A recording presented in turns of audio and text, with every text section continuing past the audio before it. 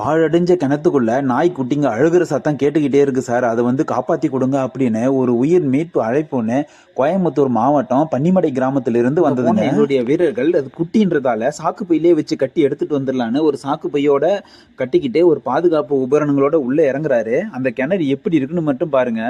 என்னதான் பயன்படுத்தாத கிணறா இருந்தாலும் அதுக்குள்ள பறவைகள்லாம் குறுக்க நடுக்க ஓடுது. உள்ள எவ்வளவு துணிகள் போட்டிருக்காங்க, எவ்வளவு கண்ணாடி பாட்டில்லாம் விழுந்து. இந்த மாதிரி பயன்படுத்தாத கிணறெல்லாம் எதுக்கு தான் மூடாம வச்சிருக்காங்கன்னே தெரியலங்க. பாருங்க, இதுல தண்ணி இருந்தே பல வருடங்கள் ஆகும் போல இருக்குது. இந்த மாதிரி இருக்கிறதுல பெரிய நாயினா தெரியும், ஆனா குட்டி நாயினா என்னங்க தெரியும்? உள்ள இறங்க எங்களுடைய வீரர் அந்த குட்டி நாய்களை கோணி பைக்குள்ள போட்டு கட்டி எடுத்துக்கிட்டு மேல வராரு. மேல வர எங்களுடைய வீரரை மேல இருக்கிற வீரரை கை கூட்டி மேல இழுக்கிறாரு. பாருங்க, ஆழ கிணறுல மண் சரிவோட உள்ள இறங்கி வந்த வீரருக்கு வெற்றிகரமா மேல வந்தவொடனே கைத்தட்டி பாராட்டி தெரிவிக்கிறாங்க.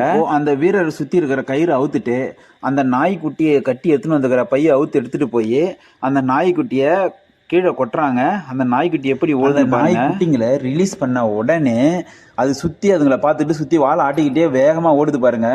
இதனுடைய வரவை எதிர்பார்த்துட்டு இருந்த இந்த நாய்க்குட்டியோட அப்பா அங்கே பாருங்க, சேம் டிட்டோ அப்படியே ஜெராக்ஸ் எடுத்த மாதிரி இருக்கான் பாருங்க. வாழை ஆட்டிக்கிட்டு தூரமா நின்று வாட்ச் பண்ணி இருந்திருக்காங்க. அதனுடைய குட்டிகளோட பிள்ளைகளை கூட்டிக்கிட்டு அவன் சந்தோஷமா போயிட்டாங்க. சந்தோஷத்தோட எங்களுடைய வீரர்கள் நிலையம் வந்து சேர்ந்தாங்க. நன்றி, வணக்கம்.